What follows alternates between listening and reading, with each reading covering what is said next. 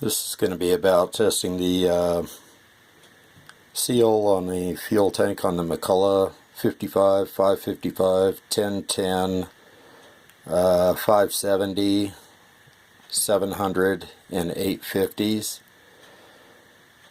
And this, I already have tested my fuel cap. It's been rebuilt. I know that it will hold 7 pounds of pressure, so this is just for testing the seals around the tank.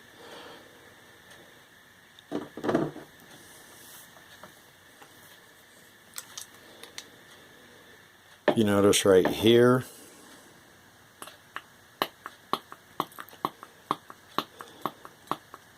I cannot build pressure in my fuel tank.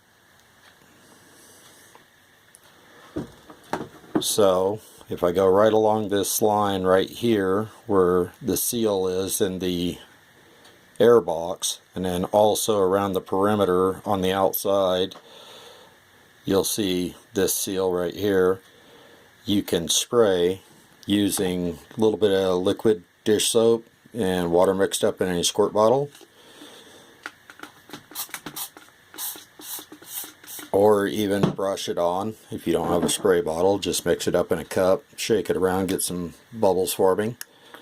Then as you build pressure, you can see the bubbles forming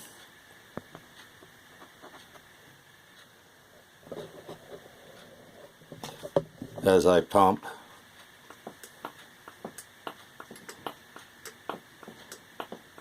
this up, so you can see the leak.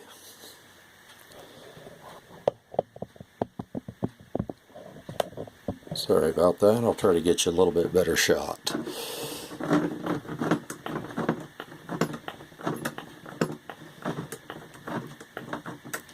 So obviously I have a bad seal in this tank. This is a 555 that I'm going to be restoring, and that's how you can test for a bad seal.